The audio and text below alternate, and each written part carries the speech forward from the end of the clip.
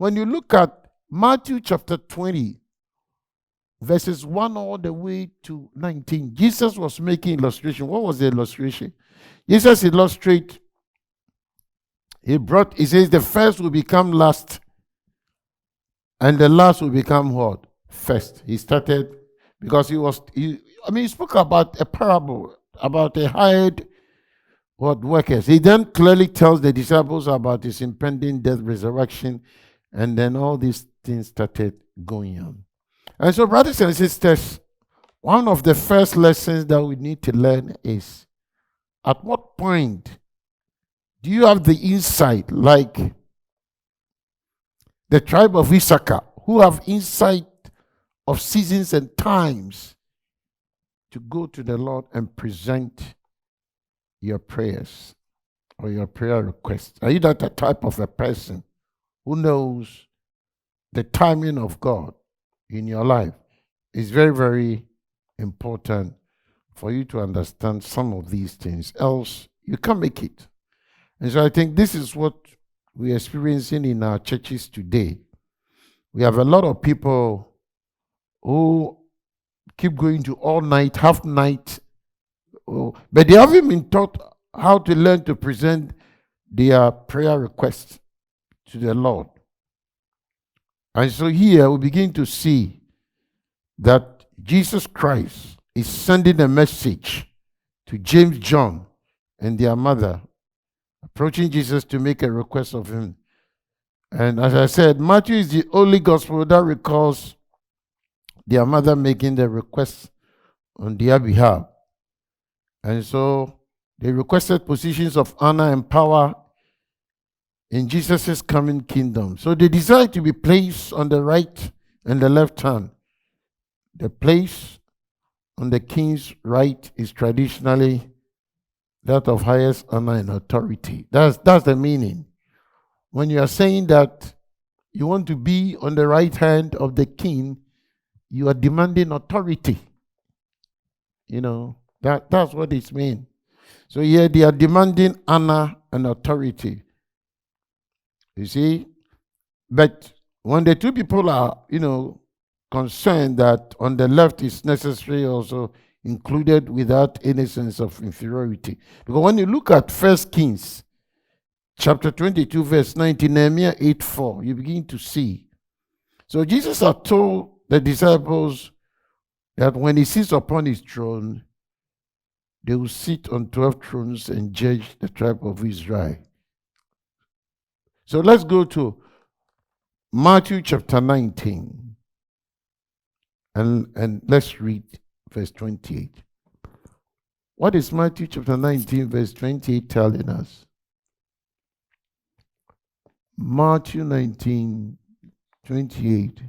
He says, so Jesus said to them, assuredly I say to you, that in the regeneration, when the Son of Man sits on the throne of his glory, you who have followed me will also sit on 12 thrones, judging the 12 tribes of Israel. So have you seen, when they heard this, are you not realizing why they started asking these things? So they didn't understand it. So immediately, they started asking the positions. So these are some of the keys. At times, you see, we must and should understand certain principles that normally Jesus echoes in the Bible to us. Because if we don't understand, we'll bypass Jesus and then without misunderstanding begin to ask things that doesn't qualify us to receive it. But I'm talking about timely. There are certain prayer requests you have to access timely. And there are certain prayer requests you can't access timely. It's untimely to ask. So these are the key lessons here. So James and John appealed to the place at Jesus' right hand and left as quickly as possible so they could obtain the most honored seat. So that's what they did. And so again, as I said, these are brothers, and as I said also earlier, The previous parable Jesus told was regarding the landowner who hired men at the beginning of the day. Then the Bible said, then the third day, 6 nights and 11 hours. So the conclusion of that parable, before these people asked this, position of honor, means that even they didn't understood even that parable. And so this one too is another key. So chapter 20, verse 16 of Matthew 20, 16 says that, so the last shall become first and the first last. Are you with me?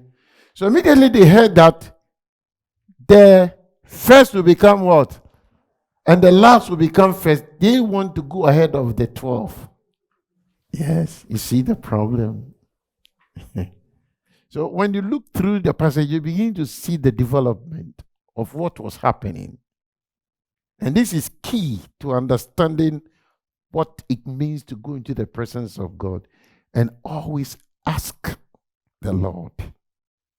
There's no need for you to rush when it comes to principles, dealing with principles. And so rather than seeking to be a servant and accepting last place, James and John want to be first. So this is the key here. These are some of the lessons. And so Jesus responded by informing them they did not understand what they were asking for. And so the reference to drinking the cup is also key to understanding why Jesus is responding to them in that way. So could they drink the cup that he was going to drink? And this gives us a picture of what happened in Gethsemane. When Jesus saw what is in the cup, immediately he withdrew and allowed the will of God to overpower his will. See, so I think they don't know. So Jesus will drink of the cup of God's wrath, Matthew 26:39, especially in Gethsemane, and also 42. So this cup is often referred to as, when you look at the Old Testament, I want us to read Psalm 75 verse 8 quickly.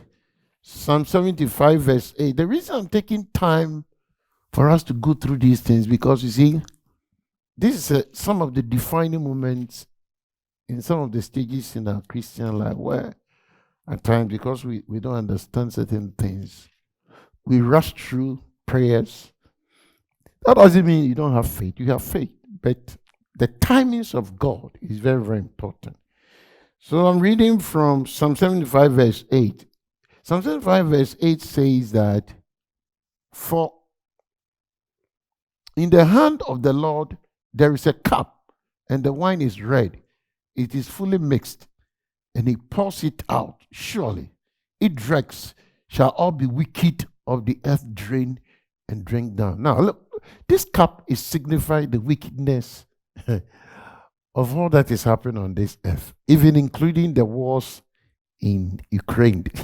Look at the wickedness that is going on. And it's not easy to carry these things. Are you with me?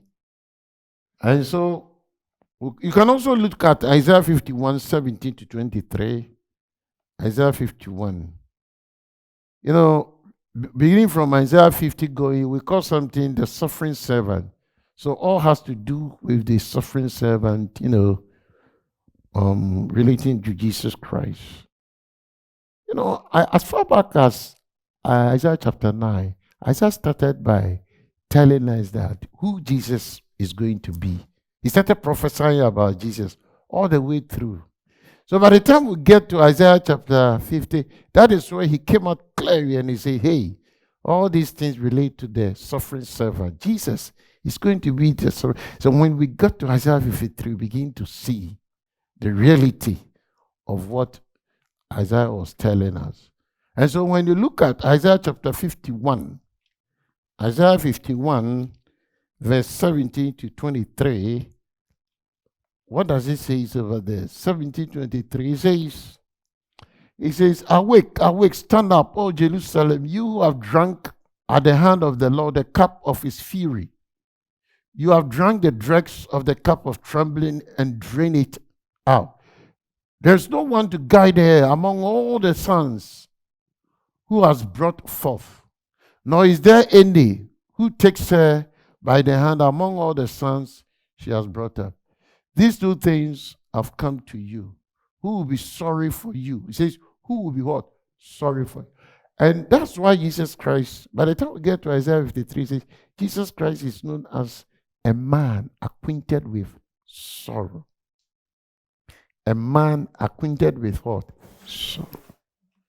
Because he's the one who is going to drink all these things for us. And we need people like that in the church to be carriers of sorrow, to be carriers of grief. Because we begin to see how people are suffering. You know, like what we are hearing about our sister who is now hospitalized. And they are detecting that, you know, there's this problem of stroke. And I used to pray for her and I said, they are trying to give you stroke. Be very careful. They are trying to give you stroke. And you begin to see how people are now concerned about her. They are rushing to the place. They are trying to help. So we need people in the church who will be carriers of this sorrow, who will be acquainted with sorrow. At times, there are people that need to be, you see, these people in the church, they are exceptional people, people who are gifted with specific giftings, of which these giftings are made to meet certain special needs. In America, we call those needs special kids, right? It says special needs for special kids. So we have some special people in the church where when you avail yourself to that deeper level, God begins to use you. And at this time, we need people like that who will be rushing to the hospital, who will be going there, who will be rushing to our sister's house, making sure that the grandkids are okay, making sure that this is what is happening. So this is the time. This is a time where everybody is busy going to work. Some of them are doing overtime for the extra paychecks and all those things. I mean, in America, who cares? See, so these are some of the nuggets of rich lessons that are coming through this. So in a sense, Isaiah is telling us that is there anyone who takes her by the hand among all the sons, and then who will be sorry for you? There's nobody. But by the time we get to